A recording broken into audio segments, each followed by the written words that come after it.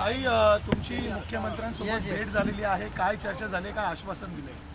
मला साहेबांनी जे माझ्या मनावर जे अधिकारी मला पाहिजे होते SIT मध्ये, ते साहेबांनी तात्काळ त्यांना मागणी केली आहे की ते SIT स्थापन करून आरोपींना अटक करतील. आणि मला मुख्यमंत्री साहेबांनी एवढं आश्वासन दिलं आहे की आरोपी तात्काळ अटक होऊन जातील. तुमचं समाधान झालेलं आहे का मुख्यमंत्री? माझं मुख्यमंत्री साहेबांवर समाधान आहे, कारण तेच आता सगळे मायबाप आहेत, त्यांच्यावर मी समाधानी आहे. गेल्या अनेक दिवसांपासून खरं तर तुमच्या मनामध्ये ही रुखरुख होती की मुख्यमंत्र्यांना कधी भेटणार, आणि अर्थात मनातली जी इच्छा आहे ती तुम्ही त्यांच्यासमोर व्यक्त झालेला आहात.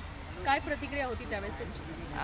म्हणजे ते बी एकदम भावूक झाले जेव्हा मी प्रतिक्रिया, म्हणजे 21 महिन्याचा जे मी वृत्तांत त्यांना सांगितला तेव्हा ते पण भावूक झाले. त्यांना मी फोटो पण दाखवले, साक्षात त्यांनी डोळे झाकले आणि माझ्या लेकरा बाळाकडे बघून त्यांनी तात्काळ त्या अधिकाऱ्यांची फोन लावून पुन्हा बीडच्या SP सरांना बी त्यांनी बोलले की तुम्ही बी अजून लक्ष द्या याच्यामध्ये SIT मध्ये सुद्धा, आणि त्यांच्यासोबत तुम्ही पण लक्ष घाला अजून या केसमध्ये आणि आरोपींना तात्काळ अटक करा असे म्हणले आहेत मुख्यमंत्री. काल एक आरोप केला होता की यामध्ये एका बंगल्यावरून फोन जातोय आणि त्यामुळे तपासामध्ये कुठेतरी उशीर होत आहे. नेमका कोण हस्तक्षेप करतो? हा, मी सांगितलं होतं अगोदरच की मला पोलीस प्रशासनाकडूनच ती कळालं की बंगल्याहून फोन आला आणि तपास थांबवला. मग तपास का थांबवला गेला? मग बंगल्याहून फोन म्हणजे वाल्मीकराडचाच फोन गेला हे म्हणजे हे आहे, पण आरोपीचे नाव मी मुख्यमंत्री साहेबांना गुपित दिलेले आहेत. मग SIT मार्फत ते आरोपीचे नाव जाहीर करतील आणि आरोपींना तात्काळ अटक करतील हे मला मुख्यमंत्री साहेबांनी आश्वासन दिलं आहे. कोणाच्या बंगल्यावरून फोन केला?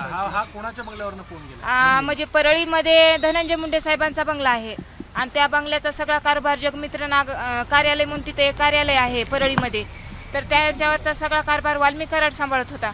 मग हा फोन वाल्मीकरांचाच गेला आणि त्यामध्ये आम्ही सांगितलं आहे की सानप सरांचे CDR काढा, अजून कोणी कोणी याच्यात इन्व्हॉल्व आहे का हे पण पहा म्हणून आम्ही मुख्यमंत्री साहेबांना निवेदन दिले आहे. तुम्ही गुपित नावं सांगणार होता आरोपींची, ती नावं सांगितलेली आहे, ती सांगितल्याच्या नंतर मुख्यमंत्र्यांची काय रिएक्शन होती? म्हणजे मी साहेबांना निवेदनामध्ये नावं दिली आहेत, मग साहेब म्हणले आहेत तात्काळ आपण ह्याच्यावर मागणी करू आणि मी नार्को टेस्ट त्यांना हे केली आहे की आता 21 महिने झालं की आरोपी डायरेक्ट कसे म्हणतील की आम्ही खून केला आहे, म्हणून ते पण मी मुख्यमंत्री साहेबांना सांगितलं. नार्को टेस्टची मागणी तुम्ही केलेली आहे, या संदर्भात त्यांनी होकार दिलेला आहे की अशी आपण करू शकतो म्हणून?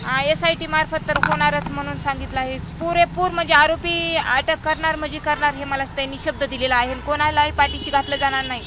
विधान भवनात बी त्यांनी म्हटलं आहे आणि आज बी म्हणलं की कोणालाही पाठीशी घातलं जाणार नाही. मुख्यमंत्री साहेबांचा शब्द म्हणजे संविधानाचा शब्द आपण मानला पाहिजे आणि आरोपी अटक होतील आणि माझ्या परिवाराला न्याय भेटेल मुख्यमंत्री साहेबांच्या हाताने मला आता म्हणजे माझं समाधान झालं आहे त्यांच्यावर. किती गुपित नावं दिलेली आहेत आता?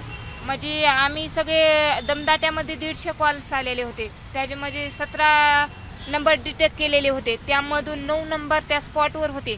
ती मी सर्व मुख्यमंत्री साहेबांना माहिती दिलेली आहे. मध्यंतरी तुम्ही एक म्हटलं होतं की मला घराबाहेर पडायची भीती वाटते, आज मुख्यमंत्र्यांना भेटल्यानंतर ही भीती दूर झाली?